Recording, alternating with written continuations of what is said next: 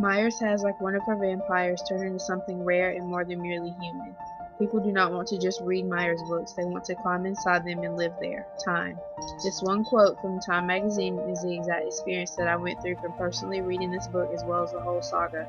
As a sixth grader at Beach Springs Intermediate School, I still remember my entire experience with these books and how they changed the way I felt about reading. I remember spending every free moment that I had reading these books, desiring to read more and to know more. I remember the person that began my whole journey with these books, my best friend Callie Berger. She thoughtfully gave me the book for my 12th birthday. At first I thought that it was an odd gift to give, but I soon realized that it was one of the best gifts I've ever received from a friend. As I flipped through the pages of the 498-page softback black book, I wondered what would be inside of those pages. I became anxious to go on a new adventure. Looking at the cover of the book with the gentle pale hands holding the bright red apple as if it were a fragile newborn baby, I began to literally judge a book by its cover, thinking of how dark the book must be, and wondering if I would even enjoy it. Did I even like vampires or werewolves? Would this story spark my interest at all? Little did I know that the first chapter in itself would grab my attention, or that I would spend many, many nights awake using the light from my spinning blue nightlight to continue my adventure to a completely different world. The first books of the Twilight Saga is where I fell in love with reading. I loved and even still love everything about the book. I loved Meyer's style of writing, and I loved her continuous detail. She made someone like me scarf down her words day by day until there were no words left to devour. Still hungry for more, I begged my mom to drive me to Barnes & Noble in Spartanburg, where I used my own money that I received as allowance to purchase one book and then another.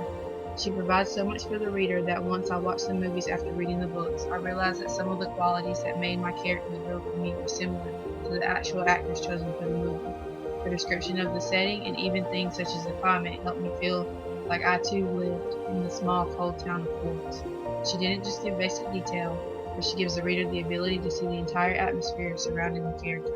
This began in the first page of the book and only advanced from there.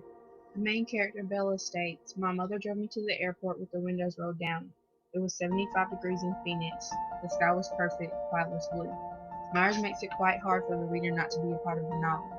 This was not the first time that I had the ability to see and understand a book so well that it played like a movie in my head, but it was definitely the first time that I felt something that strong and addictive.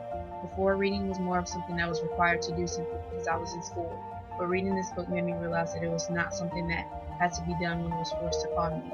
This made me more aware of the simple fact that reading can be satisfying as well as educational.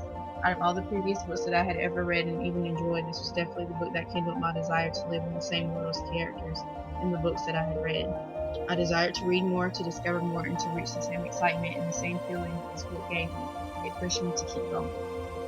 Knowing that I enjoyed this book helped me to realize that I enjoy fiction books more than any other genre. The idea that authors have the ability to create a new world, a better world, that can only be experienced through reading a fiction book was one of the elements that drew me, and still to this day draws me to fiction books. Reading the Twilight Saga years ago helped me to grow as a reader. Growing in a generation where technology is important and social media is seen as the new book or magazine has made it harder to be able to put down my phone or turn the TV off to pick up a book as I've gotten older. Knowing what it feels like to explore more than just what the eyes can see or where your feet can take you has made me more determined to broaden my horizon and find my next book to fall in love with.